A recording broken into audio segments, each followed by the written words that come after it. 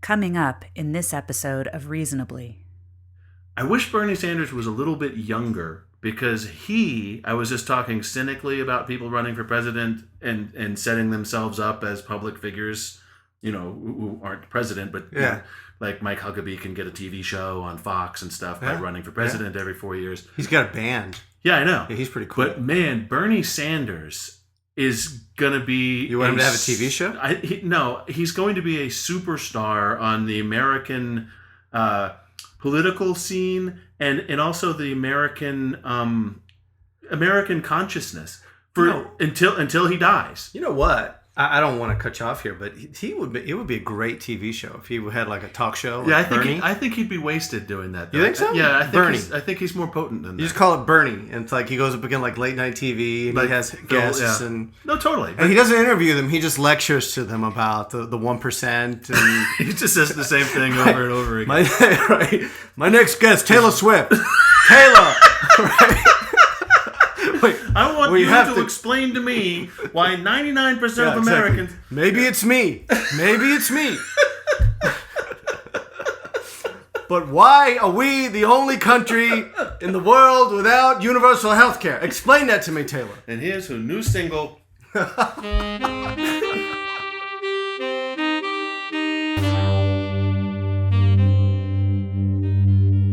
This is Reasonably.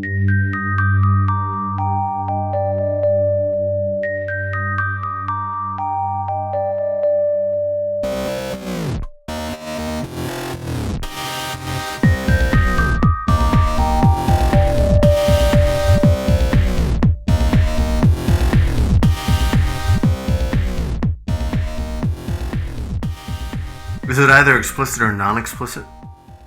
Yeah. It's like, is this okay for general audiences? And if not, they give you that explicit tag on iTunes. Which makes me feel kind of cool, but it also makes you feel like you have to live up to it. Maybe podcasts are getting so popular that at some point, if you want to communicate to with your family, like with your wife and kids or your girlfriend, podcast.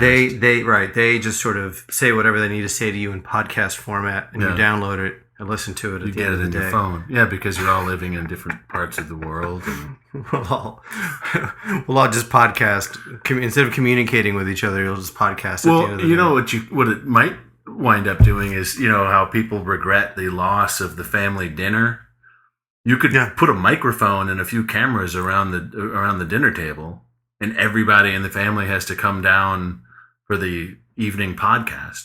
And you just that's the family dinner conversation. Just record it and film it. You send out oh my goodness! Did you say that? That's a great idea. Did you see Beyond the Lighted Stage, the Rush documentary that came out like 4 or 5 years ago? No. It's really good. Yeah. If it's on Netflix or whatever, you should watch it. But there's a scene in it. It's tremendous. It's like one of the best rock documentaries I've seen. Really, really good. And it covers their whole career. At the beginning of it, or towards the beginning of it, when obviously they're talking about their childhood, there's a scene in this movie where, they're from Toronto and they were teenagers in the 1960s. There's a scene in this movie that's shot on like Super 8 film, and it's Alex Lifeson, Rush. So it's Alex Lifeson at home sitting around a dinner table in like an old, it's Canada, but I mean it's like an old suburban rambler house. Everything's made of formica.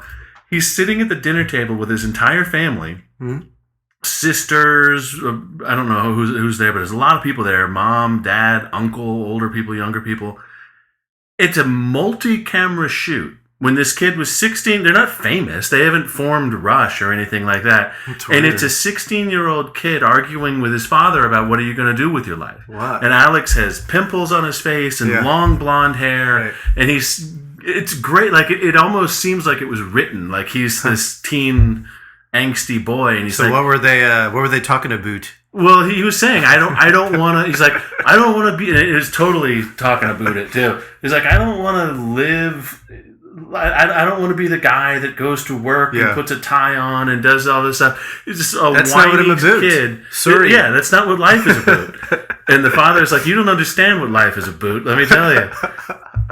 But the point is, when you're watching it, I was saying this the whole time I was watching it. I was like, who is filming this? What's going on? It was a multi-camera shoot with a boom mic. Wow. So that's a heady group, those three. Maybe they just. But they weren't banned. He was a child. Those three are like heady. Like maybe they just knew they were going to be megastars in some capacity. It looked like someone was filming a reality TV show that predated reality TV by 40 years. Because that is what it looked like. It was like I said, it wasn't like the little brother has a camera and he's filming it. It was a multi-camera shoot. They were cutting back and forth to people on the other side of the table. You could see somebody had a boom mic. And it was like, that's weird. Where did this come from? Maybe there's like some TV show or a Canadian TV show where people would interrupt dinner. Yeah, but again, it would have been interrupting the least famous people in the world. Yeah, maybe they just randomly would go visit somebody's dinner and record whatever they were. It looked like that. Because record the hockey, the arguments over the Canadians versus or the Maple Leafs. Yeah, the Canucks.